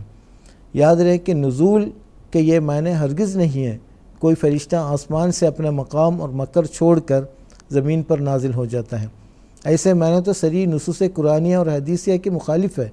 چنانچہ فتح البیان میں ابن جریر سے بھی روایت حضرت عائشہ رضی اللہ عنہ یہ حدیث مروی ہے، جیسے کہ ہمیں قبل عظیم بھی میں نے سنا دیا تھا، تو اس میں فرمایا قال رسول اللہ صلی اللہ علیہ وسلم ما فی السماء موضع قدم الا علیہ ملک ساجد او قائم وذالک قول الملائکہ وما منا الا له مقام معلوم۔ حضرت عائشہ رضی اللہ عنہ فرماتی ہیں کہ رسول اللہ صلی اللہ علیہ وسلم نے فرمایا کہ آسمان پر ایک قدم کی بھی ایسی جگہ خالی نہیں جس میں کوئی فرشتہ ساجد یا قائم نہ ہو، اور یہی معنی اس آیت کے ہیں کہ ہم میں سے ہر ایک شخص ایک مقام معلوم یعنی ثابت شدہ رکھتا ہے جس سے ایک قدم اوپر یا نیچے نہیں آ سکتا۔ اب دیکھو اس حدیث سے صاف طور پر ثابت ہو گیا کہ فرشتے ایسے مقامات کو نہیں چھوڑتے، اپنے مقامات کو نہیں چھوڑتے، کبھی ایسا اتفاق نہیں ہوتا کہ ایک قدم کی جگہ بھی آسمان پر خالی نظر آوے۔ الغرض مقربوں کا روح القدس کی تاثیر سے علیحدہ ہونا ایک دم کے لیے بھی ممکن نہیں، کیونکہ ان کی نئی زندگی کی روح یہی روح القدس ہے، پھر وہ اپنی روح سے کیوں کر علیحدہ ہو سکتے ہیں؟ اور جس علیحدگی کا ذکر احادیث اور بعض اشارات قرآن کریم میں پایا جاتا ہے، اس سے مراد صرف ایک قسم کی تجلی ہے۔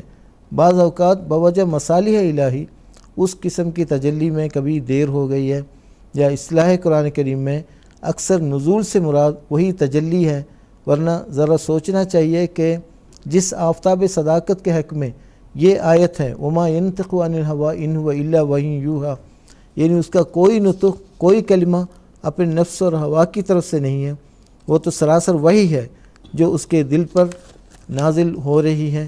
اس کی نسبت کیا ہم خیال کر سکتے ہیں؟ وہ مدتوں نور وحی سے بالکل خالی ہے۔ مثلا یہ جو منقول ہے کہ بعض دفعہ 40 دن یا بعض دفعہ 20 دن اور بعض دفعہ اس سے زیادہ 60 دن تک بھی وحی نازل نہیں ہوئی۔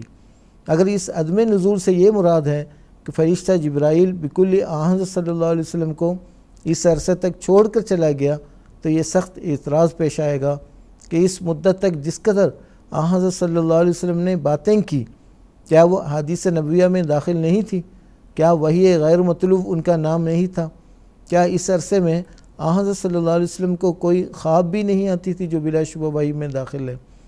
حضور فرماتے ہیں اس سازش کو اپنی ذاتی تجربے سے یہ معلوم ہے کہ روح القدس کی قدسیت ہر وقت اور ہر دم ہر لحظہ بلا فصل ملہم کے تمام قوا میں کام کرتی رہتی ہے، اور وہ بغیر روح القدس اور اس کی تاثیر قدسیت کے ایک دم بھی اپنے تعین ناپاکی سے بچا نہیں سکتا، اور انوار دائمی اور استقامت دائمی اور محبت دائمی اور عصمت دائمی اور برکات دائمی کا بھی سبب ہوتا ہے کہ روح القدس ہمیشہ اور ہر وقت ان کے ساتھ ہوتا ہے۔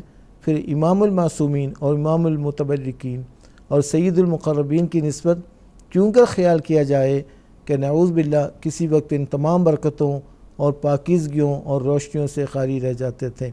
آئین کمال اسلام صفحہ نمبر 88 تا 90 حاشیہ۔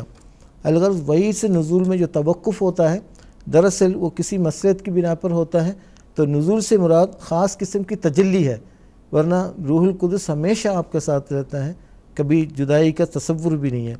اس کی روح القدس کی قدسیت جو ہے دائمی ہوتی ہے، اور انسان کی تمام قوتیں دراصل اس کے زیر کنٹرول میں رہتی ہیں، اس لیے یہ کہنا غلط ہے کہ روح القدس کبھی جدا ہو جاتا ہے۔ بالکل جی، جزاکم اللہ تعالیٰ حسن جزا۔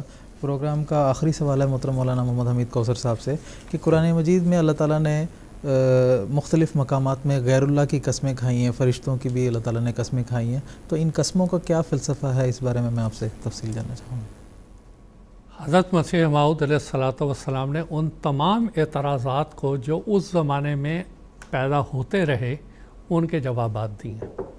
اس زمانے میں خاص طور پہ یہ ہندو صاحبان کی طرف سے ایک سوال بہت اٹھتا تھا آریہ سماج کی طرف سے کہ اللہ تعالیٰ نے جو اللہ تعالیٰ کا قرآن مجید میں بار بار ذکر ہے کہ وہ قسم کھاتا ہے والشمس وضحاہا، میں سورج کی قسم کھاتا ہوں، چاند کی قسم کھاتا ہوں۔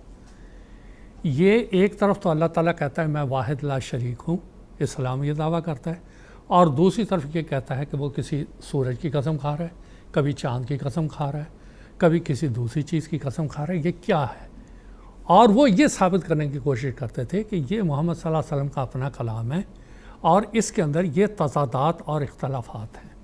حضرت مسیح موعود علیہ الصلوۃ والسلام نے ان کے سوالوں کے جو جواب دیے سو دیے، لیکن معرفت کا خزانہ ہمارے لیے ضرور چھوڑا حضور نے۔ حضور فرماتے ہیں دیکھو گواہی کس لیے ہوتی ہے؟ جب ایک انسان کے پاس گواہ نہیں ہوتا تو وہ یہ گواہی دیتا ہے عدالت میں یا کسی جگہ، میں اللہ تعالیٰ کو حاضر ناظر جان کے کہتا ہوں کہ یہ مال میرا ہے۔ اب جب اس کا کوئی گواہ نہیں ہے وہاں پہ، تو وہ اللہ تعالیٰ جو ہر جگہ حاضر ناظر ہے اس کو مخاطب کر کے اس کو سامنے رکھ کے کہتا ہے کہ یہ مال میرا ہے، کیونکہ اللہ تعالیٰ ہر جگہ موجود ہے، اس کی نظر سے تو کوئی بچ نہیں سکتا۔ جب وہ اللہ تعالیٰ کو حاضر ناظر جان کے کہتا ہے تو اس کی بات کو مانا جاتا ہے، کیونکہ وہ ایک بات کہہ رہا ہے۔ اب سوال یہ ہے کہ غیر اللہ کے لیے اللہ تعالیٰ نے قسم کیوں کھائی؟ اس کی پہلے میں ایک مثال دیتا ہوں، پھر بات سمجھ آ جائے گی۔ مثال کے طور پر ایک بلڈنگ اور عمارتیں بنانے والا انجینئر ہو، اس کے بعد بہت بڑی ڈگری ہو، کوئی کہے آ کے کہ میں نے کوئی بہت بڑی عمارت بنانی ہے، تم بتاؤ تم نے کوئی پہلے ڈیزائن کیا ہے، کوئی عمارت بنوائی ہے، کچھ کیا؟ وہ جا کے کہتا ہے آؤ دیکھ لو میں نے یہ عمارت بنوائی ہے، میں نے ہی نقشہ تیار کیا، میرے زگرانی مری، یہ میری تخلیق ہے، میں نے ہی اس کو تیار کروایا۔ اب وہ اپنے فن کی شہادت کے لیے، ثبوت کے لیے وہ عمارت دکھا رہا ہوتا ہے کہ یہ دیکھو میں نے بنائی ہے۔ اللہ تعالیٰ نے یہاں پر یہ بتایا کہ دیکھو سورج دیکھو، پیدا کر سکتے ہو ایسا؟ میں نے پیدا کیا ہے۔ چاند دیکھو، بنا سکتے ہو ایسا؟ میں نے بنایا۔ ستارے دیکھو، میں نے بنائے ہیں۔ یہ کہتے ہیں جو منطقی اصطلاح ہے اس کی، حضرت مسیح صاحب نے استعمال کی ہے کہ بدیہیات کے ہوتے ہوئے ان کو دیکھ کر نظریاتی چیزیں جو پردہ اخوا میں ہیں اس تک ایک انسان پہنچ جاتا ہے۔ جب اللہ تعالیٰ نے اس کی قسم کیا، اس کو شہادت کے طور پہ پیش کیا ہے کہ یہ میری تخلیق ہے، میں نے پیدا کیے ہیں یہ، اور میرے حکم سے چل رہے ہیں یہ، تو تم یہ سمجھ لو کہ اس دنیا کا چلانے والا میں ہوں، اور میں تم کو یہ کہتا ہوں کہ میں موجود ہوں اور میری تم عبادت کرو، میرے علاوہ کوئی اس کو بنا نہیں سکتا ہے۔ تو حضرت مسیح علیہ السلام فرماتے ہیں کہ یہ ہے اللہ تعالیٰ کا اس مخلوق اپنی تخلیق کو شہادت کے طور پہ پیش کرنا، اپنی طرف سے یہ بات کہنا کہ یہ میں نے پیدا کیا ہے، میں اس کائنات کو چلا رہا ہوں، تم میرے کے اوپر ایمان لاؤ اور مجھے تسلیم کرو۔ اب بات یہ ہے کہ اس کو بہت سے لوگوں نے اس زمانے میں مانا، اور واقعی حضرت مسیح علیہ السلام نے جو یہ دلائل دیے اس کی وجہ سے بہت سے لوگ اس بات کے قائل ہوئے کہ جو کچھ حضرت مسیح علیہ السلام فرما رہے ہیں وہ بالکل صحیح ہے۔ مسئلہ اس زمانے میں ایک یہ پیدا ہوا کہ ان کے دباؤ کی وجہ سے مسلمان بھی انہی طرح کی باتیں کرنے لگ پڑے، اور اس میں جو پیش تھے اس میں سر سید تھے اور دوسرے یہ جو جدید فلسفے والے تھے یہ بھی اس قسم کے باتیں کرنے لگے، اور یہ مسلمان نوجوان لڑکوں کے لیے اور طلباء کے لیے بھی یہ ٹھوکر کا باعث بنتے رہے۔ لیکن حضرت مسیح صاحب نے جب یہ دلائل دیے تو اللہ تعالیٰ نے ان کو بھی راہ راست پر لایا اور وہ بھی ان باتوں کو سمجھے۔ تو یہ وہ فلسفہ تھا جو کہ بڑی تفصیل سے مسیح صاحب نے بتایا ہے۔ ایک اور بات ہے لیکن وہ تفصیل یہاں بتانے کی ضرورت نہیں، وہ اگر یہ چاہتے ہیں تو حضرت خلیفۃ المسیح ثانی رضی اللہ تعالیٰ عنہ نے جہاں قرآنی قسموں کا ذکر تفسیر کبیر میں فرمایا ہے اور مسیح صاحب نے آیان قماتات اسلام میں اور بعض دوسری کتب میں فرمایا ہے کہ جب شمس کی اللہ تعالیٰ بات کر رہا ہوتا ہے اور اس کو شہادت کے طور پہ پیش کر رہا ہوتا ہے تو اس کے پیچھے اس قرآن مجید کی جو باقی آیات ہیں کیسے اس کی تائید کر رہی ہوتی ہیں۔ تو وہ ایک لمبا مضمون ہے، وہ پڑھیں گے تو بہت ہی لطف آئے گا ان کو، اور علمیت میں بہت زیادہ اضافہ ہوگا کہ ان قرآنی قسموں کا فلسفہ کیا ہے، کیوں اللہ تعالیٰ مخلوقات میں سے بعض چیزوں کو مخصوص کر کے انہی کو شہادت کے طور پہ پیش کر رہا ہے۔ اس میں بھی بہت گہری حکمت ہے جو حضور نے اس کتاب میں بیان کی ہے۔ تو اصل تعلق ہے اس کو مطالعہ کرنا، اور نہ صرف مطالعہ کرنا بلکہ حضرت مسیح علیہ السلام کی اس نصیحت کو یاد کرنا۔ میں خاص طور پہ اپنے احمدی نوجوانوں کو بڑے ادب سے عرض کرتا ہوں کہ حضرت مسیح علیہ السلام نے ایک دفعہ فرمایا جو میری کتابوں کو کم از کم 3 دفعہ نہیں پڑھتا اس میں ایک قسم کا کبر ہے۔ کبر سے مراد اپنے آپ کو بڑا سمجھتا ہے، اور ان تحریرات کو جو خاص اللہ تعالیٰ کی تائید سے لکھی گئی ہیں اس کو وہ اہمیت نہیں دیتا۔ تو میرے سارے احمدی نوجوان جتنے بھی ہیں ان کو بڑے ادب سے درخواست ہے کہ قرآن مجید احادیث کے بعد تیسرا درجہ حضرت مسیح صاحب کی کتابوں کا ہے۔ اللہ خدا کے واسطے ان کو بڑی گہرائی سے پڑھیں، اور جو رسول کریم صلی اللہ علیہ وسلم نے فرمایا تھا یفیض المال لا یقبلہ احد، کہ وہ خزانے تقسیم کرے گا لیکن لوگ اس کو قبول نہیں کریں گے، بڑا خزانہ دیا ہے، اور خاص طور پہ اردو دان، عربی دان اور فارسی دان طبقے کو ان کو بڑی گہرائی سے ان کتابوں کو پڑھنا چاہیے۔ معرفت کا خزانہ ہے، اور اللہ تعالیٰ تک پہنچنے کے وہ تمام ذرائع بتائے گئے ہیں جو ان کتابوں میں ہیں، اس کو انسان پڑھ کر اپنی روحانیت میں بہت آگے بڑھ سکتا ہے۔ جزاکم اللہ تعالیٰ احسن جزا۔ ایک ٹیلی فون کالر کو اس وقت ہم موقع دے سکتے ہیں، 7-8 منٹ کے قریب ابھی پروگرام کے باقی ہیں۔ انڈیا سے ہی ہے مکرم باسم احمد خان صاحب، اگر اس وقت ٹیلی فون لائن پر موجود ہیں تو ہم ان سے بات کرنے کی کوشش کریں گے۔ السلام علیکم ورحمۃ اللہ، باسم احمد خان صاحب۔ السلام علیکم ورحمۃ اللہ وبرکاتہ۔ جی اپنا سوال پیش کریں۔ جی، قرآن کریم میں ابلیس کا بھی ذکر کیا گیا ہے اور شیطان کا بھی ذکر کیا گیا ہے، کیا یہ ایک الگ الگ؟ یہی میرا سوال ہے۔ ٹھیک ہے، مولانا حمید کوثر صاحب سے درخواست کروں گا اختصار کے ساتھ۔ بات یہ ہے کہ ابھی میں نے اپنے ایک جواب میں اس کی وضاحت کی تھی۔ فرشتوں کے مقابلے پہ جب بات آتی ہے ابا واستکبرا کی بات آتی ہے کہ جو نبی آئے ہیں اس کے لیے ممد اور معاون بننا، اس کو قبول کرنا، یہ فرشتہ صفت لوگوں کا کام ہے، اور ابلیس اس کا نام ہے جو کہ انکار کر دیتا ہے، اور جو ابا واستکبرا تکبر کا اظہار کرتا ہے، نہیں میں مانتا۔ یہ اپنے آپ کو ناری طبیعت کے لوگ کہتے ہیں، اور ان کے لیے ابلیس کا لفظ آیا، ابا سے یہ لفظ نکلا ہے۔ شیطان کے معنی حضرت خلیفۃ المسیح ثانی رضی اللہ تعالیٰ عنہ کی تفسیر کبیر جلد اول پڑھیں، شاطانہ کا جو آپ نے مصدر نکالا اب آدھا، کہ وہ چیز جو انسان کو اللہ سے دور کر دیتی ہے، وہ انسان کے اندرونی خیالات بھی ہیں، اور وہ چیزیں بھی ہیں جو انسان کے اندر آتی ہیں، جو باہر سے محرک پیدا ہوتے ہیں۔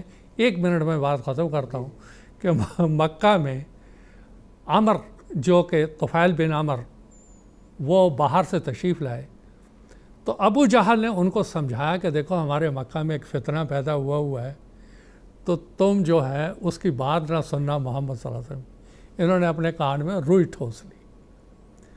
اب ابا واستکبرا اور دائی الی الشر، یہ ہے اس کا نمونہ۔ وہ کعبہ گئے، حضور صلی اللہ علیہ وسلم کو دیکھا، حضور صلی اللہ علیہ وسلم تلاوت قرآن مجید نماز میں قرأت فرما رہے تھے۔ اس نے کہا میں اتنا پاگل تو نہیں ہوں نا، روئی نکالی اور سننا شروع کیا، پھر دوسرا نکالا، اور اس کے بعد پھر جو ہے وہ حضور کے پیچھے پیچھے چل پڑا، اور آخر وہ مسلمان ہو گیا۔ اب سوال یہ ہے کہ دائی الی الشر، یہ ہے وہ شیطان جو سعید فطرت انسان کے درمیان میں آ جاتا ہے۔ اب شہزادہ عبداللطیف صاحب رضی اللہ تعالیٰ کو آئینہ کمالات سمجھ آ گئی، محمد حسین بٹالوی کو سمجھ نہیں آئی۔ تو یہ ہے ابلیس جو نبی کے مقابلے پہ اور ملائکہ کے مقابلے میں، اور شیطان اس کا محرک خارجی بھی ہوتا ہے اور اندرونی بھی ہوتا ہے، جو انسان کو اللہ اور سلسلے سے دور کر دیتا ہے۔ اللہ تعالیٰ حسن جزا۔ ناظرین، اس کے ساتھ آج کا ہمارا یہ جو ایپیسوڈ ہے یہ ختم ہوا چاہتا ہے۔ جیسے کہ بات بتائی گئی تھی، آئینہ کمالات اسلام پڑھنے کی طرف بھی تلقین کی گئی تھی، اور خاص طور پر نوجوانوں کو، تو میں یہ بھی بتانا چاہوں گا کہ حضرت خلیفۃ المسیح رابع رحمہ اللہ تعالیٰ کی تصنیف ہے revelation, rationality, knowledge and truth. یہ کتاب انگریزی میں بھی موجود ہے، تو جو ہمارے نوجوان ہیں اور جو ہمارے احباب جماعت ہیں جو اردو پڑھنا نہیں جانتے ہیں، وہ revelation, rationality, knowledge and truth کا ضرور مطالعہ کریں۔ انگریزی میں بھی یہ کتاب دستیاب ہے اور اردو میں بھی۔ دراصل جو آئینہ کمالات اسلام میں حضرت مسیح السلام نے باتیں بیان کی ہیں، انہی کو بنیاد بنا کر حضرت خلیفۃ المسیح رابع نے ریویلیشن، ریشنالٹی تصنیف فرمائی ہے۔ تو اس میں بھی اس کا جب آپ مطالعہ کریں گے تو آپ کو معلوم ہو جائے گا کہ کس طرح جدید علوم کا جو اسلام کے مختلف ایمانیات کے حصص کے حوالے سے جدید علوم کا ان پر حملہ تھا، تو کس طرح حضرت خلیفۃ المسیح رابع رحمہ اللہ تعالیٰ نے بھی اس کا ازالہ فرمایا، اور قرآن مجید کے جو حقائق و معروف آپ نے جدید علوم کی روشنی میں بیان فرمائے ہیں، اس سے بھی آپ کو آگاہی مل سکتی ہے۔